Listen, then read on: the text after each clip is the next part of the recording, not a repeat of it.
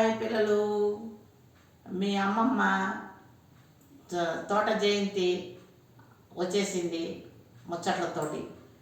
మీకు ఒక చిన్న కథ చెప్తాను.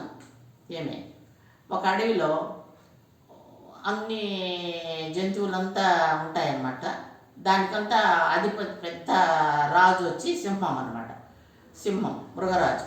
మృగరాజు ఒకరోజు అన్ని జంతువులను పిలిచి ఒక మీటింగ్ పెట్టి అన్ని జంతువులు కూడా వచ్చినాయి, అన్నీ కూర్చున్నాయి.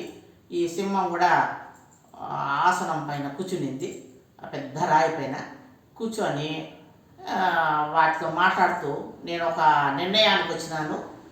ఇంకా మీదట నాకు రోజుకొక జంతువు నాకు ఆహారంగా రావాలి, నా గుహకాడికి రావాలి. ఇది నా ఆర్డర్ మీకు అందరికీ అని ఆర్డర్ వేసింది మృగరాజు. వేసేవాడికి ఇంకా అన్ని జంతువులు ప్రతి ఒక్కటి సరే అని తల ఉంచినాయన్నమాట. అట్టే అని చెప్పాయి.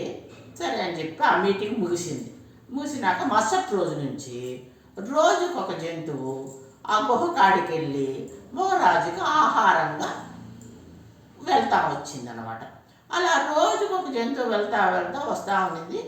ఒకరోజు వంతు ఈ కుందేలుకి వచ్చింది. ఆ రోజు వెళ్ళే మృగరాజుకి ఆహారంగా వెళ్ళే ఇది ఈ కుందేలుకి వచ్చింది. సరే వీళ్ళంతా వండుకొని కుందేల ఈరోజు నువ్వు వెళ్ళాలి, మృగరాజుకి ఆహారంగా నువ్వు వెళ్ళు అని చెప్పినాయన్నమాట. అలాగే నేనే వెళ్తాలే అనేసి కుందేలు అనేసి కుందేలు బయలుదేరి వస్తా ఒక నిమిషం ఆలోచించింది. రోజుకొకటి ఇలాగ తింటా ఉంటే ఎలాగా దీనికి సమస్యకు పరిష్కారము అని ఆలోచించి చిన్న ఆలోచన చేసి ఇది వెళ్ళే టయానికి వెళ్ళక నిదానంగా వెళ్ళిందనమాట. నిదానంగా మృగరాజు దగ్గరికి గుహకాడికి కుందేలు వెళ్ళాక ఈ మృగరాజు సింహము కోపంతో ఉండింది.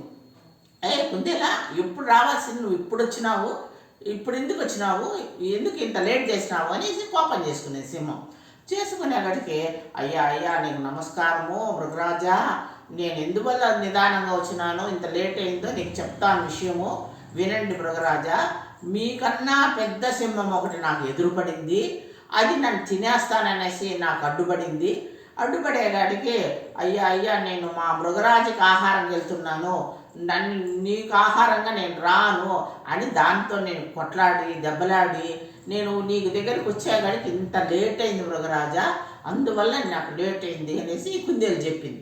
కుందేలు చెప్పాడట, కుందేలా, నాకన్నా మించిన మృగరాజు ఎవరో నాకు చూపించు, దాని సంగతి తెలుసుకొని మళ్ళీ నిన్ను తింటాను అని చెప్పి ఈ మృగరాజు కుందేలు పిలుచుకొని ఎక్కడ చూపిస్తున్నారంటే చూపిస్తాను రా మృగరాజా అని చెప్పి సింహాన్ని పిలుచుకొని పెద్ద బావి దగ్గరికి వచ్చి ఎక్కడ అనేసి సో అయ్యో మృగరాజా, ఈ బావిలోనే ఉంది మృగరాజా సింహము, నన్ను అడ్డుపడిన సింహము, కావాలంటే మీరే తొంగి చూడండి అని చెప్పేవాడికి ఈ మృగరాజు బావిలోకి తొంగి చూస్తే దీని నీడే బావి నీళ్ళల్లో కనబడుతుందన్నమాట.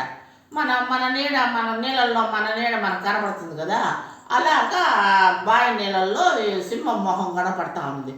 అవును కదా, ఇది సింహానికి బుద్ధి ఉంటే కదా, అది మన నీడే అనేది దానికి అర్థం కాలేదు. అది గాండిచ్చేగడికి ఆ నీళ్ళల్లో ఉండే సింహం కూడా గాండిచ్చినట్టు కనబడేగడికి నేనంటే అది కూడా అంటుంది అని చెప్పి కోపంతో ఊగిపోయి సింహము ఆ బావిలోకి దానిపైకి దూకేగడికి బావిలో పడి సింహము అక్కడికక్కడికి ఆ బావిలో పడి మునిగిపోయి చనిపోయిందనమాట. చనిపోయేగడికి ఈ కుందేలుకి సంతోషం వేసి ఆ అన్ని జంతువుల్ని కలుపుకొని పండగ చేసుకొని తెలివి ఉపయోగించింది అనమాట. చిన్న జంతువైనా కూడా కుందేలు తెలివిగా ఒక సింహాన్ని సంహరించి చనిపోయేటట్టు చేసి మిగతా జంతువులంతా కాపాడిందనమాట. కాబట్టి ప్రతి ఒక్కరి పిల్లలకు చెప్పే నీతి ఏమంటే, పిల్లలు ఎప్పుడు ఆవేశపడకూడదు, తొందరపడకూడదు, ఒక లౌక్యంగా ఆలోచించి ఒక సమస్యకు పరిష్కారం కనుక్కొని దాన్ని పరిష్కరిస్తే అప్పుడు పిల్లలు బాగుంటారన్నమాట. బాగుందా కదా? Hi bye.